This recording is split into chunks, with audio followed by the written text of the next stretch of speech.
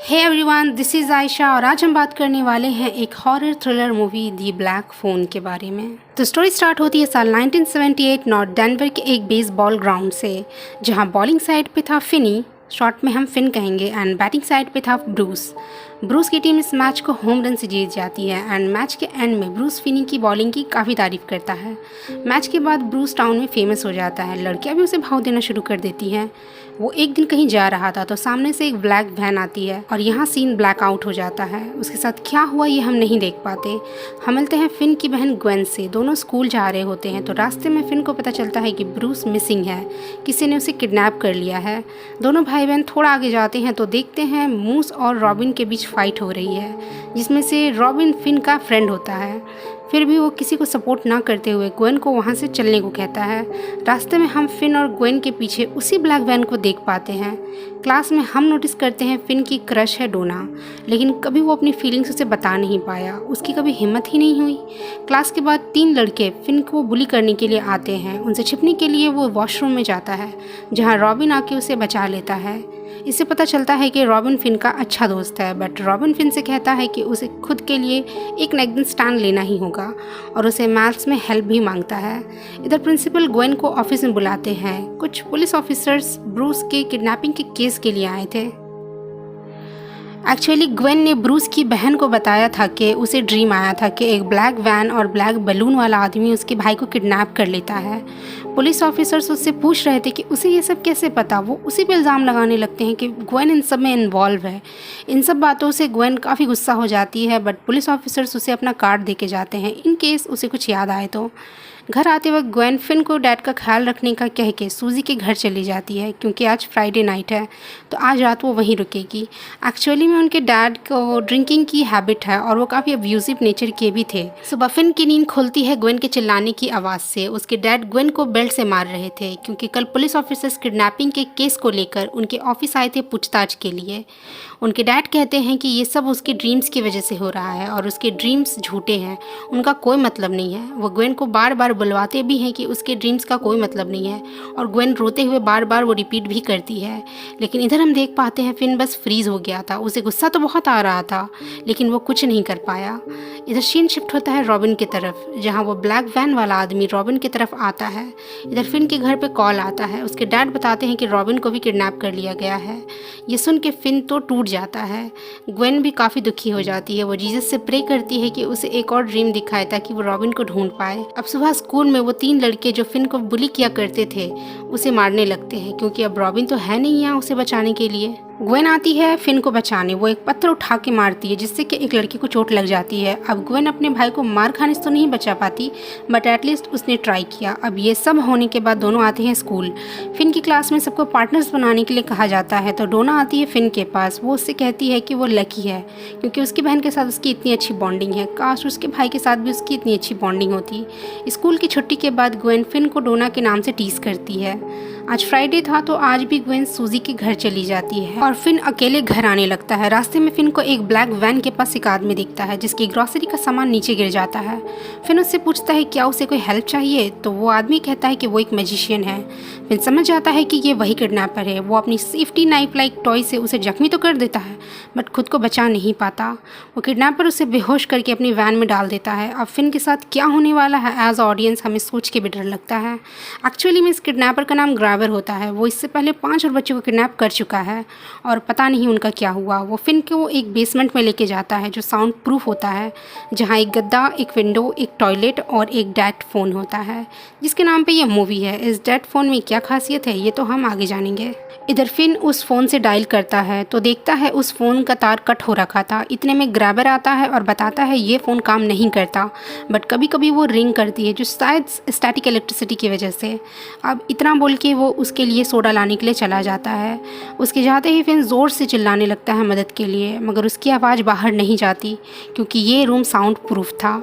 इधर सबको पता चल जाता है कि फिन किडनैप हो चुका है। ग्वेन को जब ये बात पता चलती है तो वो जल्दी से सूजी के घर से निकल के अपने घर के लिए जाती है। पुलिस भी फिन को ढूंढना शुरू कर देती है। इधर बेसमेंट में उस फ़ोन में रिंग होती है, जो रूह हिला देने वाली चीज़ थी। भला एक वायर कट हुए फ़ोन में रिंग कैसे हो सकती थी। फिन फ़ोन उठाता है तो कोई उसका नाम लेता है जिससे वो डर जाता है। फिर कई बार फ़ोन रिंग होती है।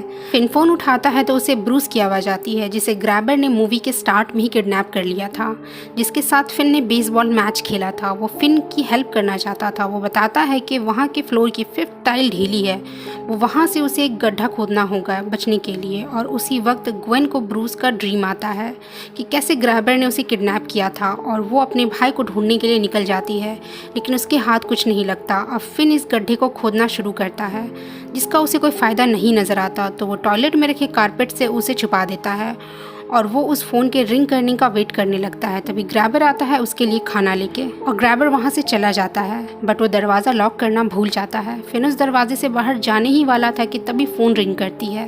वो फ़ोन उठाता है, बट इस बार ब्रूस नहीं, बिली नाम का कोई लड़का था।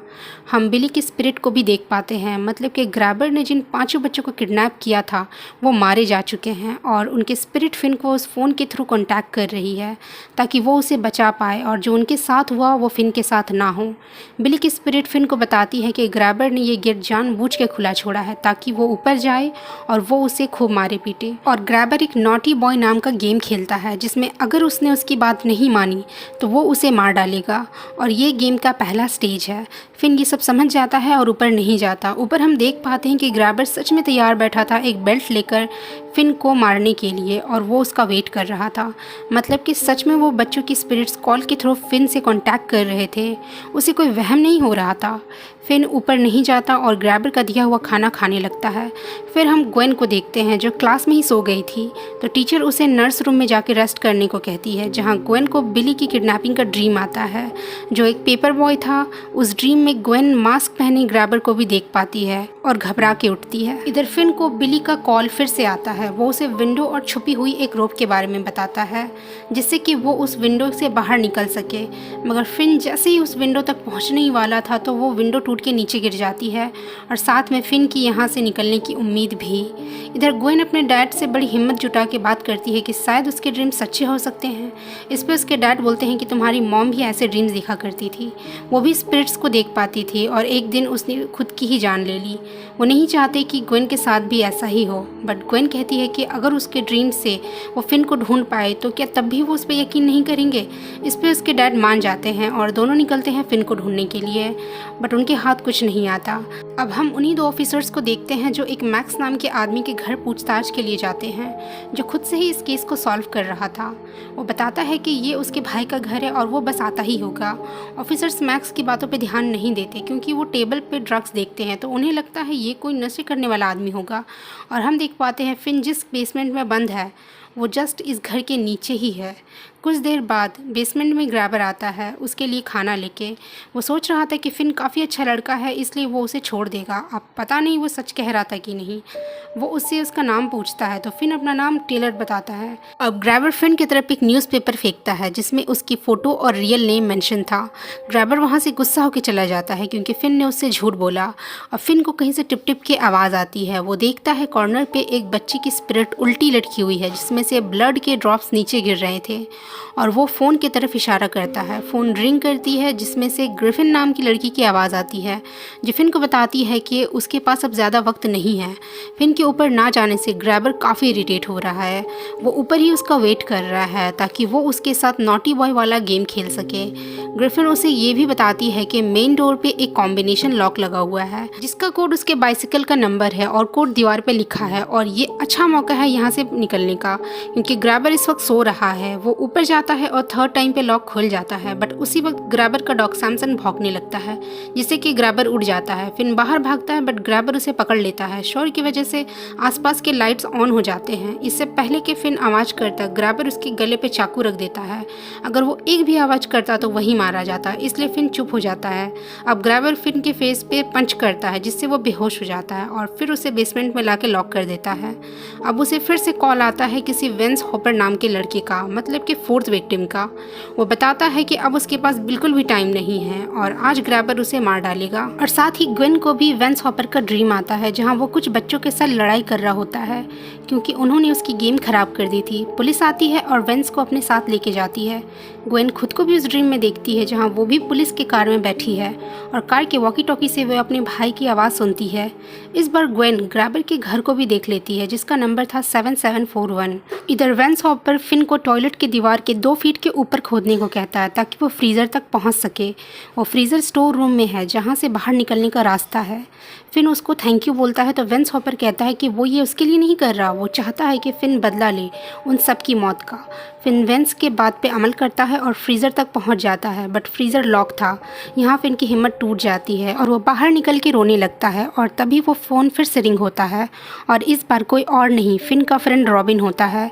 वो उसे समझाता है कि वो हिम्मत ना हारे, वो यहाँ से ज़रूर बाहर जाएगा, उसे ग्रैबर को मारना होगा। रॉबिन उसे इस रिसीवर के अंदर मिट्टी डालने को कहता है ताकि वो रिसीवर भारी हो जाए और एक अच्छा हथियार बन जाए। रॉबिन उसे फाइट करना भी सिखाता है। अब फिन भी सारी तैयारी करके ग्रैबर का वेट करने लगता है।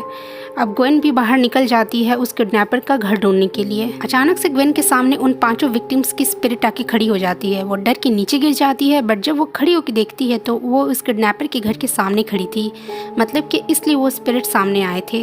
अब ग्वेन वापस घर जाती है और ऑफिसर्स के दिए हुए उस कार्ड से कॉल लगाती है और सब बताती है जिससे कि ऑफिसर्स और ग्वेन किडनैपर के घर के लिए निकलते हैं। इधर ग्रैबर ने भी फिन को मारने के लिए ज़रूरत का सारा सामान ले लिया था और वो भी घर के लिए निकलता है। इधर मैक्स को ख्याल आता है कि सारे क्लूज इसी घर की तरफ इशारा कर रही हैं। अब वो बेसमेंट में जाके देखता है तो उसे फिन दिखाई देता है।